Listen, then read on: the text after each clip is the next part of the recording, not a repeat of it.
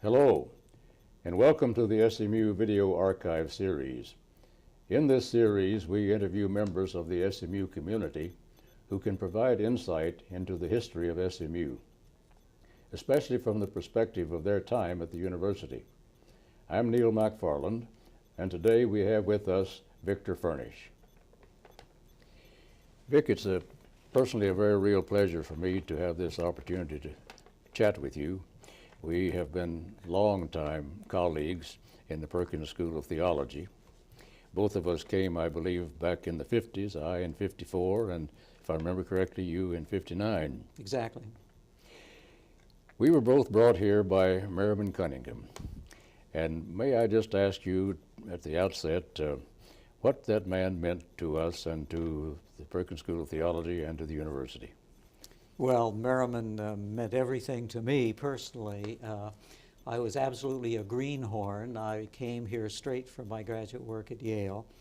I knew nothing about the university or theology faculty life apart from the standpoint of having been a student myself, so that I was, from a faculty and administrator standpoint, completely naive, and I can't imagine of having any dean who would have been so helpful, so gracious, so welcoming, so embracing as Merriman Cunningham.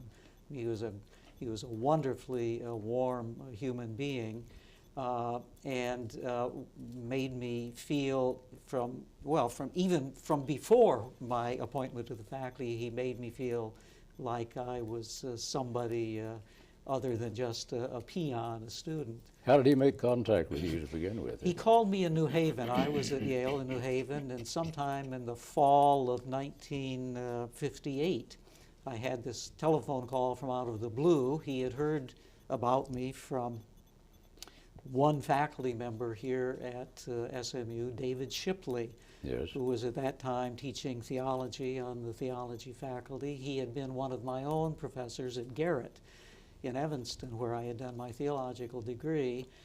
David Shipley had recommended me, some folks at Yale had recommended me, and Merriman said, Victor, this is Merriman Cunningham from Perkins. And when I picked up the phone again, he said, are you going to be in Chicago at Christmas time? And he knew that I was from Chicago and had family there.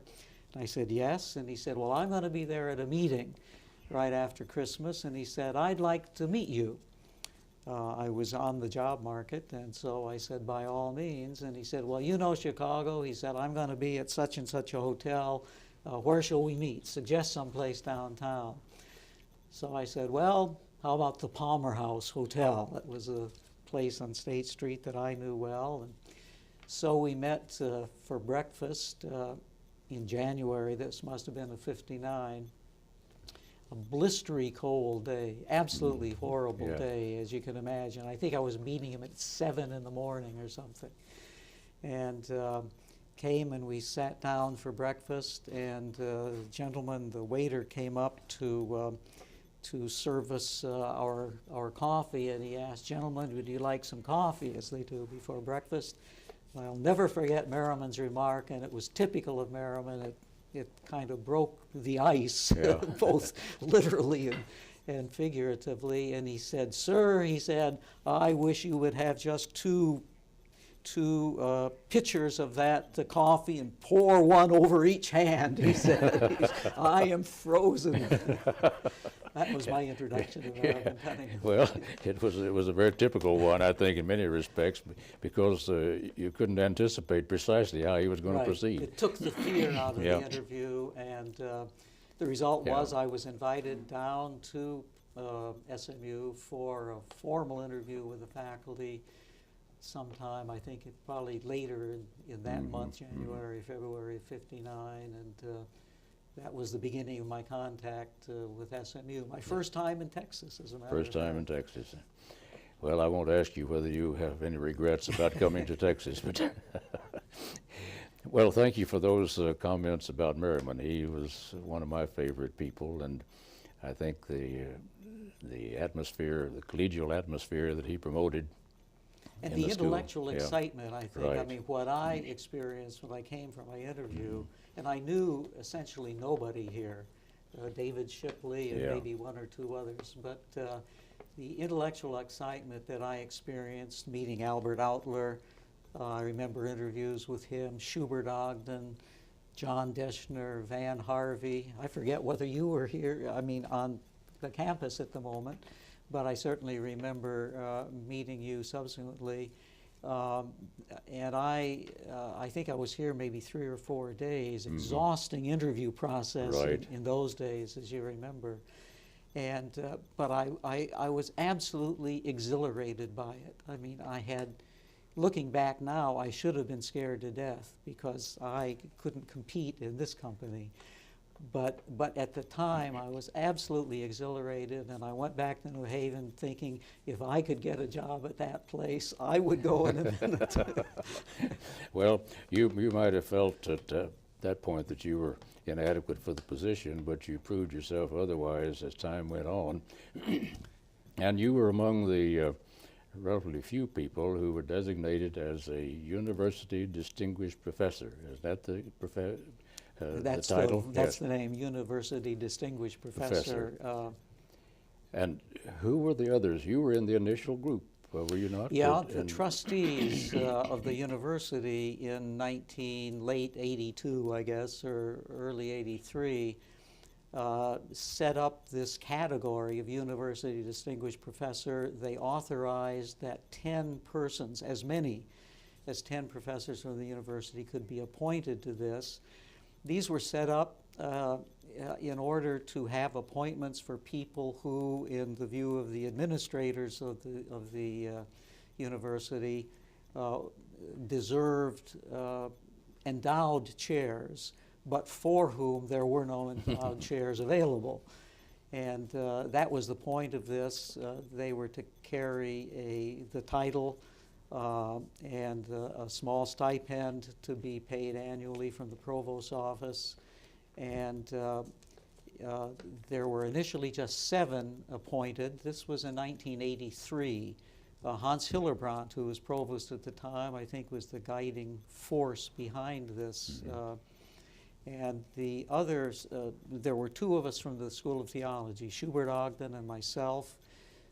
2 from the Meadows School of the Arts, Robert Anderson, Professor of Organ, and Alessandro Comini in art history. 2 from the college, I guess it wasn't Dedman College yet. H&S at that time, Humanities and Sciences. Humanities and Sciences. Barbara Anderson from the Department of Anthropology, and Donald Owen from Statistics, and 1 from the law school, Alan Bromberg. Yes. So those were the original 7. Not all 10 positions were filled at that time. And I think there has never been more than 7. Have never been more than 7 at once. Well, that was a distinguished starting point. A motley group. A motley group, and, Right. and A wonderful group. all of them well deserving of that particular honor. One of the unique things about this professorship at that time, it's been changed in the subsequent years, but originally it was provided that future appointments to university distinguished professorships would be determined by the trustees on the recommendation, however, of the incumbent professors in that category. Yes. So that a year or 2 after we were appointed, the provost invited us to make any recommendations that we had for filling 1 or more of those remaining 3 slots. None was appointed at that time because our recommendation, as a matter of fact, was already up for an endowed professorship, a new endowed professorship that had been established, so that there was none appointed. Interesting story about Donald Shields. Oh, yes. L. Donald Shields, who was president at this time. He was the president during the football scandal some years later, as a matter of fact. But one of my interesting contacts with him came in relation to the University Distinguished Professorship. He called us together, the 7 of us, to a meeting in his office. We were all stunned by this and didn't know what was going on. But he presented to us the circumstance that a certain distinguished person in the university had, in the process of some difficulties, let's say, had made a request that he be appointed to a university distinguished professorship in order to smooth off some transitions that were needing to be made. And the president, President Shields, mindful and respectful of the fact that this was a prerogative of the incumbents, said that he couldn't do it. But upon further conversation, he agreed that he would lay this before the seven of us, which is the reason for his meeting with us. So he explained the facts and indicated that this was to be our decision and that he would abide by it. I think he expected us at the moment to say either yes or no, but as you would recognize from knowing this lineup of people who were there, nobody was mindful of an attitude just to say yes or no, that all of us insisted the decision is only whether we'd even consider this, and we agreed we would, under the provision that we would take the process, carry out the process exactly as we would for any other person, which meant vetting the career, the contributions, the scholarly work of this person with his peers nationally and internationally. It wouldn't just be a little provincial SMU decision. So we agreed that we would do that, and the President Shields agreed to that and said, remember, whatever decision you bring back to me will be my decision. I think that was a little bit of a protection for him. We hoped that he meant it. So we went to work, we vetted this person precisely as we had been vetting others. And the decision was made that we would not recommend that this might be a possibility in coming years, but at the moment this didn't seem to be an appropriate appointment. We conveyed this to the president, met with him again in his office, and he said, that will be my decision. It was his decision, and I greatly respected Don Shields for respecting the faculty's role in making a decision of this kind. That's a very refreshing story, as a matter of fact. Well, you didn't achieve your recognition just casually. You became not only an important part of the faculty here, but also as a New Testament scholar, you were well known nationally and internationally. Tell me something more about the extended relationships that you had with other scholars in the field through the, what was the Society of Biblical Literature and so forth? Yeah, well, the main learned society, scholarly society for biblical scholars is the Society of Biblical Literature, which was founded in 1880-something. And I have been active in that throughout the course of my professional career. For 6 years, I was editor of its premier journal, the Journal of Biblical Literature, which is a quarterly journal. If one is in the field of biblical studies, that's one of the journals you want to get published in. Right. It's highly refereed. So I felt it quite a privilege to be associated with that journal for 2-3-year terms. An experience that made me decide I never wanted to be an editor again, although I have been since then too. But that put me, the great thing about that position was it put me in touch with scholars, both senior scholars and junior scholars in both Old and New Testaments in this country and abroad. The Society of Biblical Literature that publishes that journal currently has something like 7,000, more than 7,000 to 8,000 members internationally. So that was my contacts with scholars on a broad scale have been very important to me. I was subsequently had the, for me, the shocking honor, but the great honor of being the president of that society in 1993. So that's been important to me, and I think it's been important to SMU. I mean, it's always important to SMU to have its scholars and teachers known beyond Dallas, beyond Texas, beyond the Southwest. I was the second SMU professor elected president of this society, William A. Irwin, whom you would have known at least perhaps from your early faculty days. That's right. He had retired from the University of Chicago, as I recall. Very distinguished Old Testament scholar. And a very, very admirable gentleman. And he came to us then, our very good fortune, in the mid-50s, and was here, I don't know, for 5 years or so. He was still here when I came in '59. He was one of the, let's go back to Merriman Cunningham. Yeah. He was one of the people that Merriman brought in with great foresight and strategic skill at a time when Merriman was trying to build the faculty into a faculty of national repute. He had the good judgment to bring people like Will Irwin, William Warren Sweet from Chicago, and church history was not here still when I came, but I knew him from my Chicago contacts, as a matter of fact. He was another one of these distinguished professors who were brought in to, I think, both to bring some immediate standing for the faculty, but also to serve as in mentor roles for some of the young guys like us who had been brought in.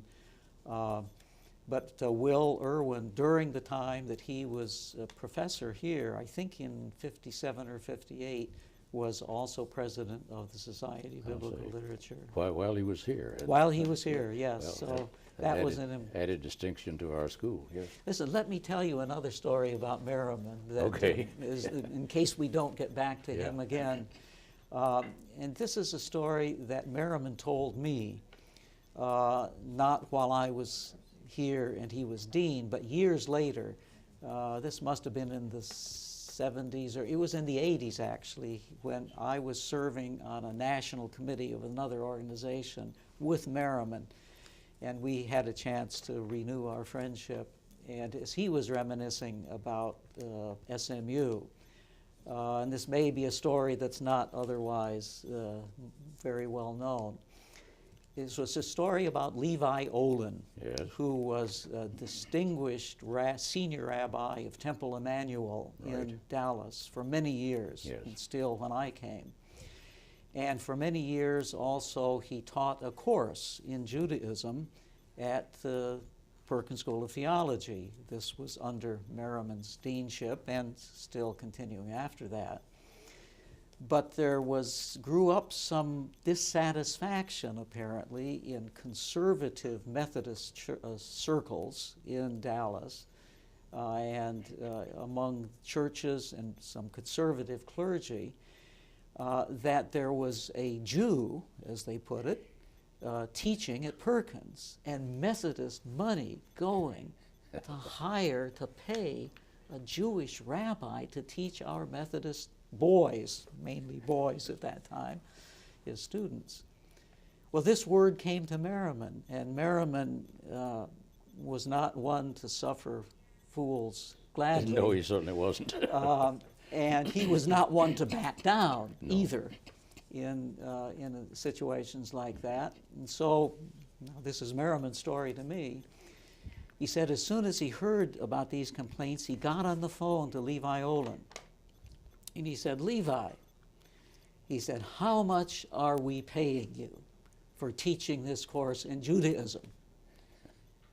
And Levi said, Merriman, have you forgotten? He said, you don't pay me anything. I do this gratis. It's part of my teaching. My congregation wants me to be a teacher. He said, you don't pay me anything. And Merriman said, well, he said, Levi, beginning today, you are going on the payroll.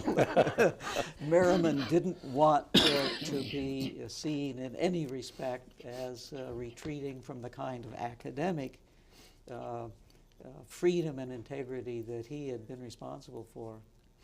This is comparable to the stands that he took with regard to racial integration. Exactly. At an earlier time. Exactly.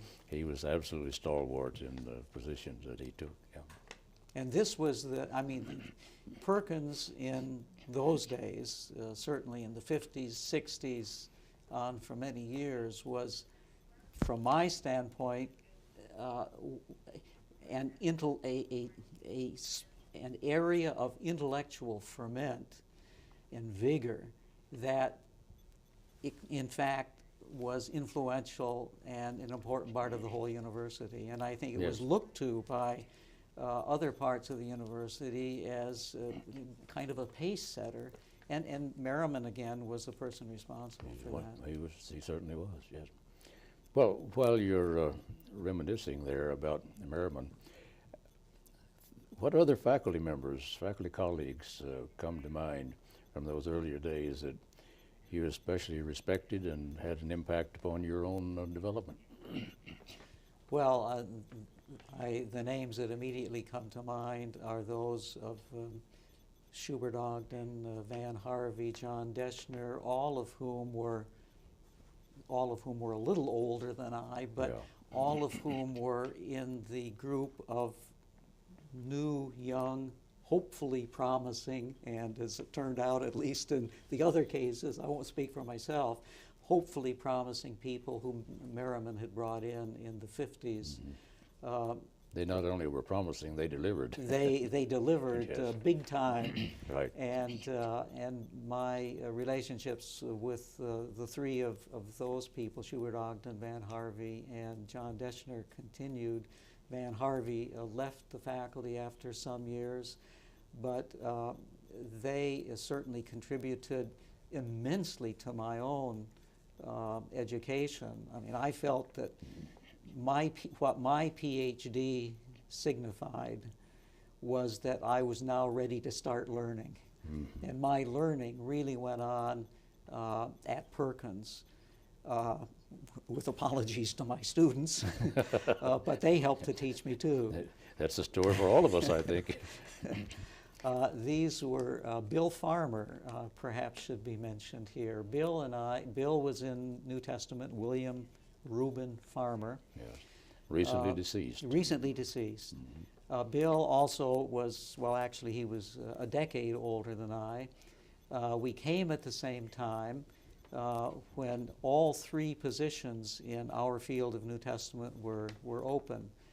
And Bill, I think, thought of himself, he was had been teaching for some years at Drew Theological Seminary, before that at in Indiana.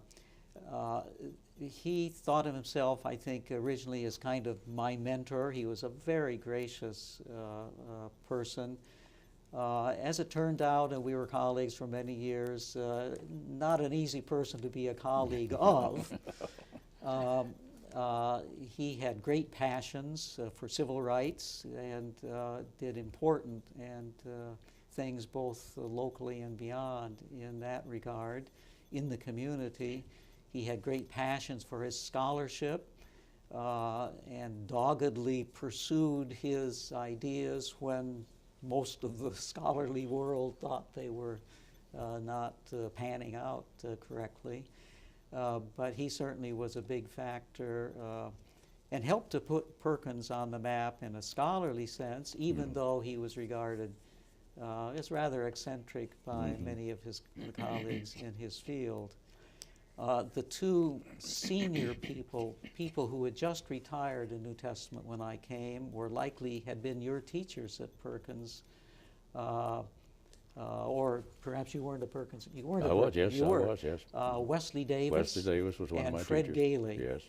They had both retired, so that although they were retained to teach part-time during the first year that I was here, because we had two new appointments for three positions, and Fred and Wesley then together made up the third position on a temporary basis.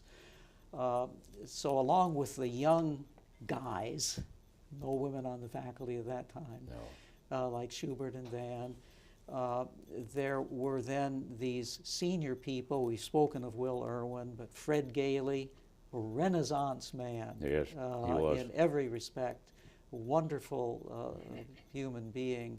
Wesley Davis, as gracious, and yes. I mean, I needed a father figure, and Wesley could be that for me, so that I felt very privileged to have both peers on the one hand, and then these senior, venerable scholars. They don't, in retrospect, they weren't as old as they seemed when I came. Right. Yeah, Wesley Davis was one of my teachers in the School of Theology, even before it became the Perkins School of Theology. And Fred Gailey also was one of my professors, though he didn't teach New Testament at that time. He taught missions and history of religions. That became my field, and I had one course with him. From Merriman Cunningham, I know another story about Fred's being changed into the field of New Testament. Mm-hmm. Merriman said that they had an opening in New Testament. At what point, I'm not sure. This was obviously some years before I came. And Merriman went to a senior prominent New Testament scholar in the country, in the world, John Knox, whom you may have known at Union Columbia when you were a doctoral student there. John Knox was a very distinguished New Testament scholar, and Merriman talked to him and asked for recommendations for New Testament position at Perkins. And John Knox gave him several names, but he said, but look here. He said, you have on your own faculty someone in another field who is as fine a New Testament scholar as you could appoint to that position, and that is Fred Gailey. And so, according to Merriman again, they said, well, why not? And Fred then agreed to move into the field of New Testament, and was a profoundly influential teacher, as you know, for many generations of. He was one of the persons who had the greatest impact on my life, I think, as a teacher and then later as a friend and colleague. He'd been a missionary in Japan, you know. That's right, so you have that connection. Yes. And he had to return because of his wife's health, and so became a part of the faculty here, but he maintained his interest in Japan, and during World War II he actually was teaching Japanese language to some people locally. But I treasure that relationship as much as any that I've ever had, yes.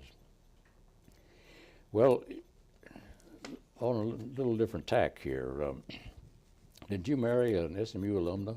I did. I came as a single student. I felt like a student, and I looked like a student. You were still learning in that area anyway. Right. I was, I was still in my 20s when I came to this faculty. And there were students who were that old or older, even in those days. I was not married, but I met a Dallas girl who was in fact a graduate of SMU in the class of '55, Jody Carmichael. Mm-hmm. And we were married in 1963. She had been a Highland Park High School girl and graduate, as well as an SMU graduate, and was well connected in the community. Her lived just a block away from the campus, off the campus. Her family, another SMU connection, especially her mother, was a very good friend of Joel Tate, who was the wife of Willis Tate, the president, when I came. So that I married someone who was an insider, well known to the Tates, and that way we got to know Joel and Willis. Jody herself taught part-time as an assistant in the phys ed department in the field of dance. Dance classes were at that time conducted under the aegis of the physical education department. Jody taught with Tony Beck, taught dance for a while. Tony Beck was a very well-known figure in the area. Right. Yes. Mm-hmm. Yeah.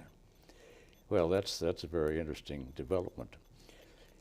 Back to your activities within the campus itself. What kinds of things did you participate in of an academic nature that represented your field, but also tied it in with others?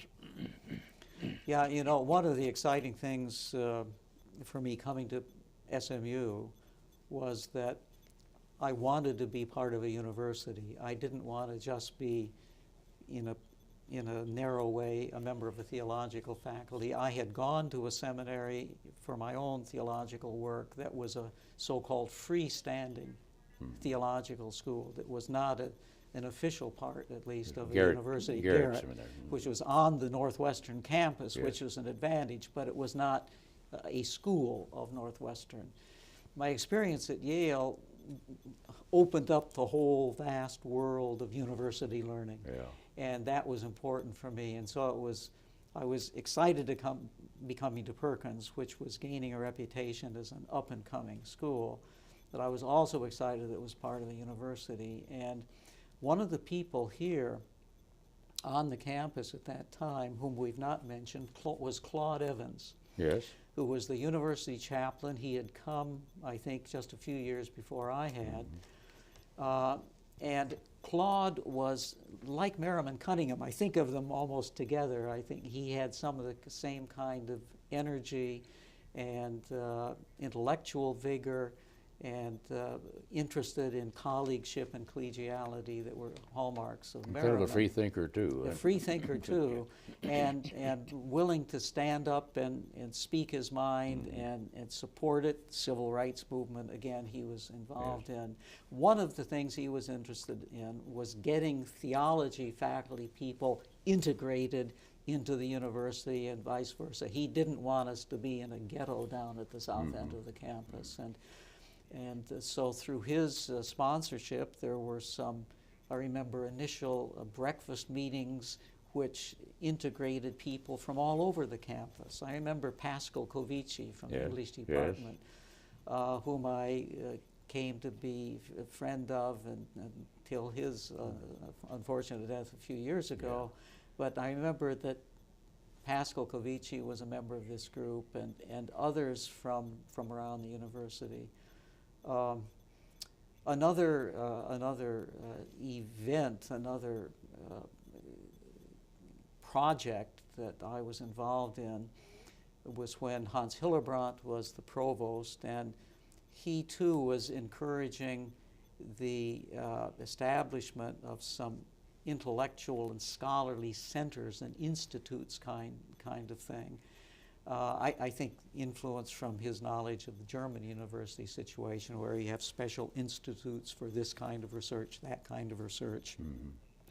And a certain amount of money was provided from the provost's office to as seed money to start up such centers around the campus, with the expectation that there would then be vigorous fundraising from outside to bring in perhaps endowment funds or other funds to keep these centers going. I don't know that that was ever terribly successful, but one attempt at least that we made, again, it was an inter-school attempt from theology school, the college, the law school, and so on. We brought together a group, the art school. We brought together a group of people, all of whom were interested in the ancient world, from Alexander the Great to I think we said Justinian. And we set up what we called, very awkwardly, but it had to be descriptive, the Center for the Study of Religion or religions perhaps, plural, in the Greco-Roman world. It was not a narrowly theological thing. It was a broadly cultural thing, had to be when it was with religions. That survived for some years very productively, I thought. We were not able to get long-term funding for that. Joe Tyson from the Department of Religious Studies was the first director of that. I subsequently served as a director in its waning days. The outstanding accomplishment, I think, of that group was to get NEH funding, National Endowment for the Humanities funding, for an international research conference on the Apostle Paul and the legacies of Paul was our topic. That was right down your line. And I was the director of that conference. My one experience of lobbying in Washington for funds and so on. But that conference was held in the spring, in March of 1987, which we brought people from Germany, from England, from all over this country, Canada, from Jerusalem, a scholar from Israel. And it was an excellent conference. A book of essays was published. Bill Babcock of the Perkins faculty was the editor of a book of essays, which continues to be cited as an important resource. The timing was interesting. Was 87, was it? 87. Yes. It brings back some some memories. The football scandal at SMU broke on the scene precisely in the spring of 1987, and precisely at the beginning of March 1987, and precisely the weekend, the long weekend in which we were having our international research conference, people coming in, high prestige people, scholars, coming in from all over the world. So much for enhancing our international reputation. We were trying to present SMU as a scholarly institution, and they come, and what do they hear? Nothing but football scandal. Yeah. The president, Don Shields, had been scheduled to come down and deliver an opening welcome. He was completely tied up, as you can imagine, with trustees meetings. Ruth Morgan, I think, was the provost then, and she came down and substituted for him. But despite that, I think these scholars went home with a very enhanced view of SMU, and it was an important event nonetheless. I'm glad we had something to counteract the scandal. Well, that reminds me, though, that you've had a good deal of international involvement, especially with Germany, have you not? Yes, I've been. Expand on that a bit. I've been fortunate to have had grants from various sources to spend years in Germany, 2 full years at different times, one in Munich and one in Bonn, and part of a year, actually a few months, in Tübingen, which was my first exposure to German university life and German culture. There's a Willis Tate involvement in my first visit to Germany, which was in the spring of 1964. And as you and I are both well aware, the great trauma of November 1963 in Dallas, the Kennedy assassination. Jody and I were due to leave, and did leave in February, just a few months after that, for the Middle East, first of all, and then ending up in Germany at Tübingen. Joel Tate, Willis's wife, had a cousin living in Tübingen at that time, in the old family home, right, a beautiful home right on the banks of the Neckar River. And Joel, of course, knew that we were going to Germany, and she and Willis asked us if we would please go and visit her cousin. Willis and Joel had visited her at least once previously, but they could not speak German, and the cousin, Elfriede Dietz, could speak very little English.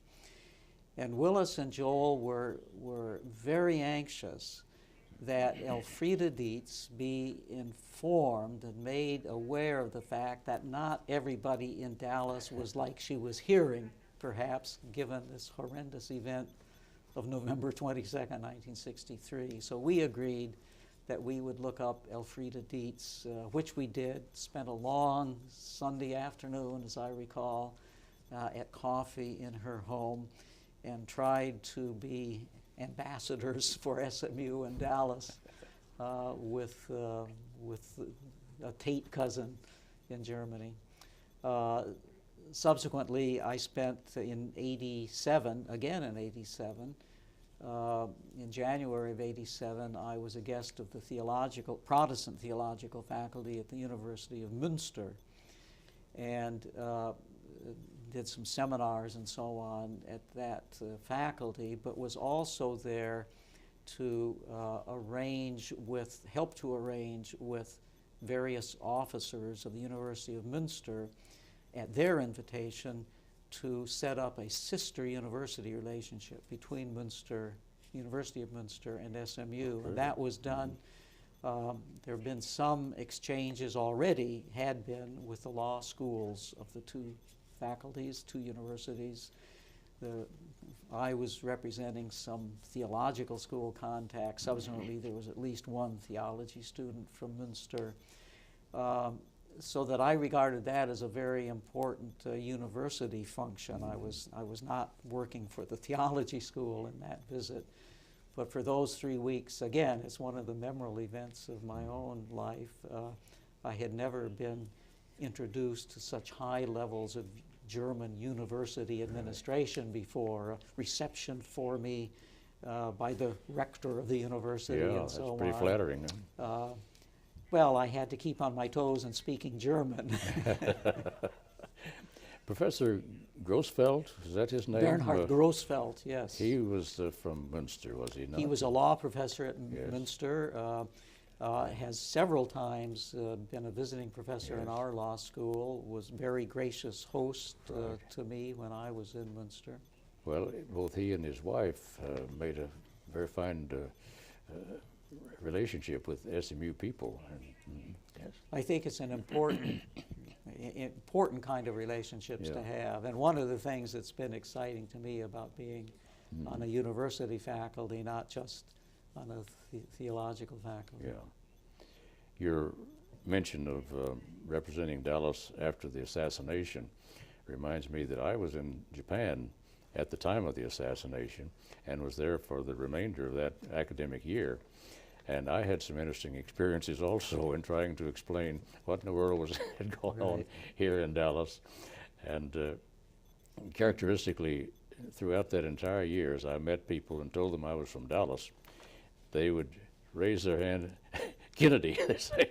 They had the one vision of what Dallas was. That was all about. also our experience. Yeah. And I mean, you just going across, you show your passport at a border crossing in those months, and all they saw on the passport was Dallas. Yeah. Well, we had a lot to live down and to explain away, didn't we? Well, are there other things that come to mind that you would like to include, put on the record here about your recollections at SMU? Maybe you have some opinions as to how the university is moving at the present time. Well, it's certainly a far different university than when you and I came, and the international standing, I think, of the university has continued to rise, and it's become a much more diverse university in terms of its student body and faculty. I'll have to say, this is a small thing, but maybe it's representative. My first impression coming to SMU in 1959, I remember I had been in the Ivy League in the Midwest before that, had never been into this Texas or Dallas culture. My impression walking across the campus in the winter of '59 when I first visited, where all of the women students looked as if they had just stepped off the pages of the Neiman Marcus catalog. You know, the guys were not much different and so on. And that continued for years. I was walking across the campus just yesterday on an errand, and it suddenly struck me as I passed the undergraduate students, this is a completely different world. There was no Neiman Marcus catalog students coming out. They were much more part of what I had regarded as the usual university scene. And I mean, this is a trivial fashion thing, and I know that wearing jeans and baggy clothes can be just as much a fashion statement as the other. But again, it's the diversity of faculty and student body, which I think is all to the good. Yeah, some of that began to change substantially in the 60s with the revolution among the students at that particular time, yes. There's, just to slip in one story, apropos of nothing, but again, on my first visit here, a person we've not named yet is Hemphill Hosford. Oh, yes. Who was, I believe, the first provost of the university. He'd been vice president for some time, but then the title provost was added also. Well, he was a big SMU graduate. He must have been a football player in his day. I don't know. He was big enough to be. But he was one of the persons I had to interview when I came on my interview. And Merriman, the highest university official I had an interview with, so Merriman, wanting to calm me down, said, now, he walked me up there. Merriman walked me up to Perkins Administration Building. He's preparing me this. He said, now, this is a formality. He said, don't worry about this. You'll go in there. And he said, you'll get in there. And he said, Hemp Hosford, he's just like a big old teddy bear, said Merriman. He said, just think of him as a big old teddy bear you could hug, and no problem. So I went in, and Merriman was right. It was a good characterization. He was very gracious, very nice. Always had a cough that punctuated every sentence. And he knew, of course, I was in the biblical field. And this was when the Dead Sea Scrolls were a big item on the agenda of scholarship, and biblical scholarship particularly. And at one point, Hemphill Hosford to me, wanting to make connection again with this young guy just coming out. Now, he said, do you, in your field, do you have a lot to do with these deep sea scrolls? He said, deep sea scrolls. Well, I think I maintained my composure and said, well, yes, I know a little about these scrolls. I don't think I said they were the Dead Sea Scrolls. But that was a memorable visit with the highest official of the university that I met on that occasion. And he was really a remarkable individual, and it performed a very admirable role for the university in those days. But we'll always remember his cough and throat clearing, I suppose, as being one of his hallmarks. But it was one of the privileges I had, too, when I was in the provost's office, of interviewing most of the prospective faculty members who came to the campus. And this was, for me, an enormously important learning experience. Sometimes a disappointing one, but in many cases a very rewarding one, Exactly. Right. Well, what are you doing now in retirement? You retired, what, a year or so ago? I've been retired almost a year. I retired in December of 2000. I have writing commitments that will keep me beyond my grave, I fear. I have, the most exciting commitment I have is a comprehensive volume on Pauline theology, to which I am committed. And I haven't yet started it. I've got at least one book to finish before I embark on that. But that will be a kind of culmination, I hope, of what I've been doing for 45 years in a professional way. The other exciting prospect I have in the spring semester, this coming spring semester, I've been invited and will be a visiting professor at Duke. And I'm looking forward to being in that environment. Duke tried to get me as a professor in the early 80s. Oh. And we're glad they failed. I stayed at SMU, obviously, so when I got this invitation, which was a very generous one, I thought, well, maybe this is a small response to what had been before a very gracious invitation. And so I have not yet completely hung up my, I have not turned off my computer, let's say, by any means in terms of scholarship or in terms of teaching.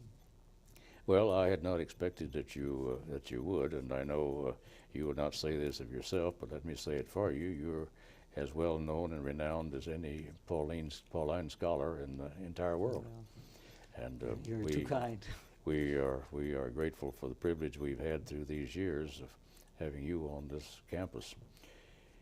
Well, is there any further word that you'd like to put on the record before we close our conversation here today? Well, I think that we've boxed the compass pretty well. I guess I would just say again that for me, when I think of SMU and my time here, it's the only place, my whole career was given to SMU. That it's really the people that I think of as defining this university, for good or for ill. Yes, I mean, there have been right. wonderful people. There have been marginal people. And some got us into a football scandal. Some got us into a football scandal. But it's the people, the administrators, the faculty, the students who define finally what the university is going to be like. And I've certainly been privileged to work with wonderful colleagues like yourself, and wonderful colleagues outside the theological faculty whose friendship to this day I treasure as highly as I do my closest colleagues in the School of Theology. Well, the title University Distinguished Professor fits you very, very well, and I'm sure that many of us are very grateful for what you have contributed to this university, and for that matter will continue to contribute to it. And I thank you especially for the opportunity to chat with you here today, and wish you well in all of your pursuits and in your experience at Duke University. So thank you much, and Godspeed. Thank you.